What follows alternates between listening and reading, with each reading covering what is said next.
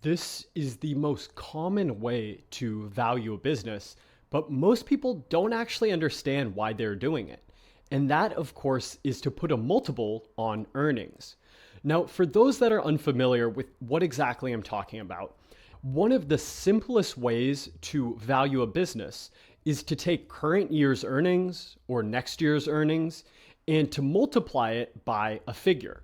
Now, the figure that you typically multiply it by can be either dictated by the average multiple of the business, the multiple the market currently trades at, or an investor will use their judgment to think what multiple the business should be valued at. And so those are sort of three general ways people pick that multiple. But why are we doing that in the first place? And so to understand why you value a business off of a multiple of earnings, we have to go back to basics. And so the first thing you need to think about is the payback ratio. All investing always comes back to the payback ratio. And everything else is sort of just a different way to calculate that. Now, to put things in no nonsense, simple terms, let's say that you gave someone $1 million. Okay, you gave them $1 million. You want to know two things basically. When am I getting my $1 million back? And how much am I going to make on that $1 million?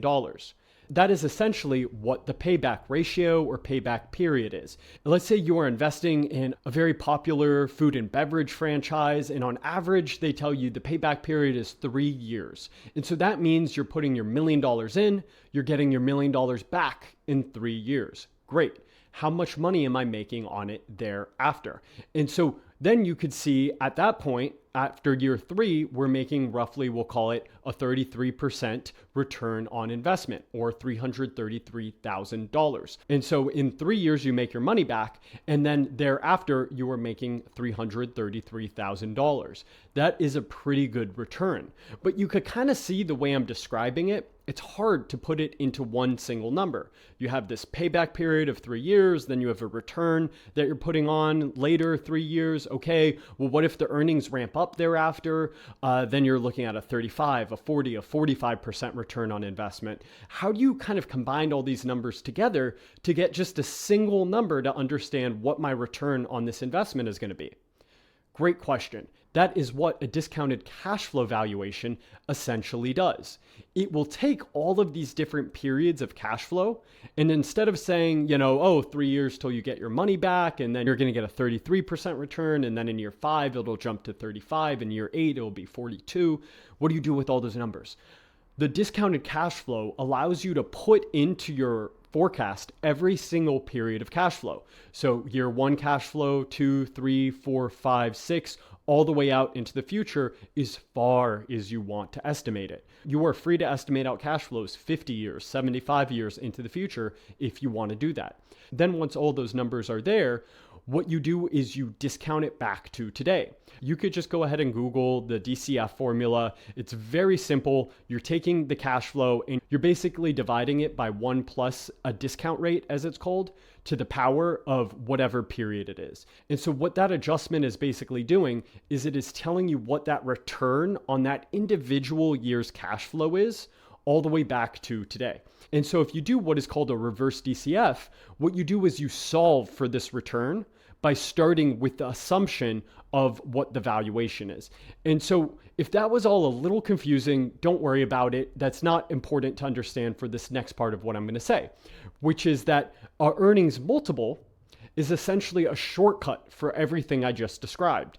And because in practice, a lot of people do get a little bit confused on how to do the DCF, what the assumptions are involved in all of that. And so to make it not just easier to understand, but also easier to implement, people will just put on an earnings multiple.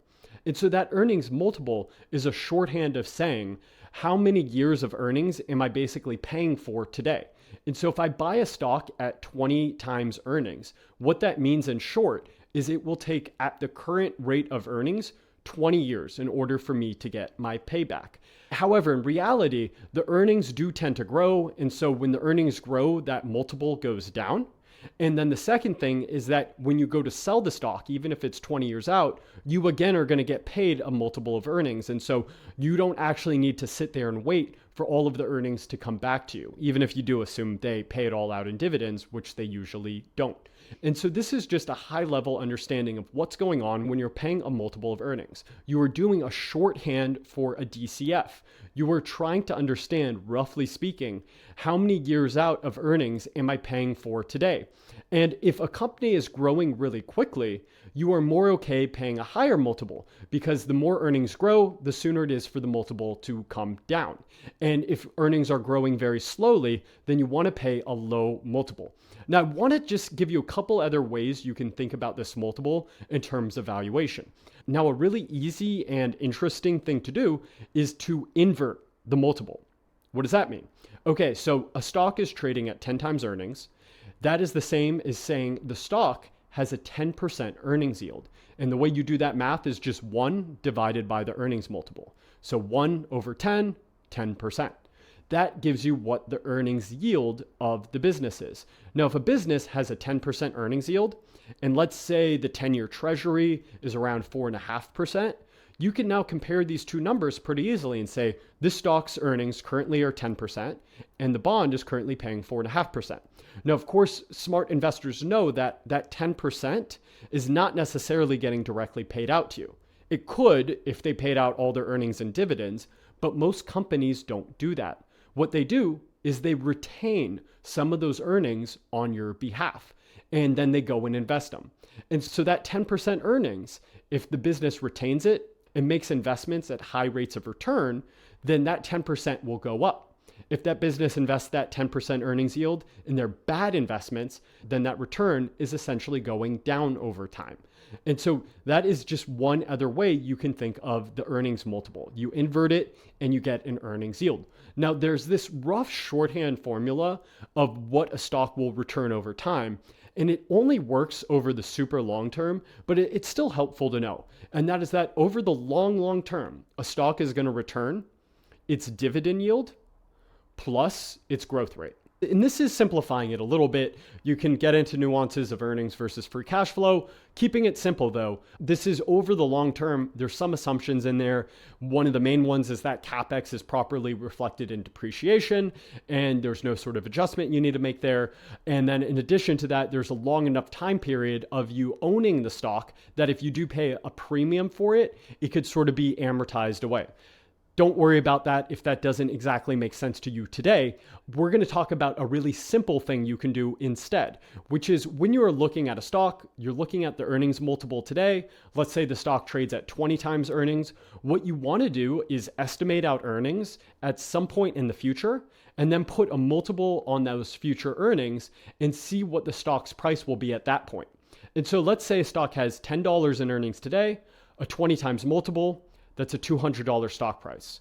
If you fast forward 5 years in the future, you think maybe they're going to have double earnings. And so $20 in earnings. And to keep things interesting, let's say that you think the multiple is going to compress. That means drop. So it goes from 20 times to 15 times.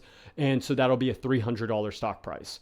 So today, $10 in earnings, a 20 times multiple for a $200 stock price.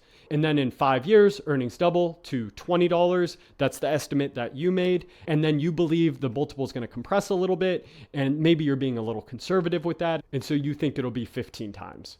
So you do 15 times 20, a $300 stock price. So stock price is 200 today, goes to 300 in the future. That is one of the simplest ways you can do a valuation on a stock. And so all you are is you're applying the earnings multiple to what you think future earnings will be.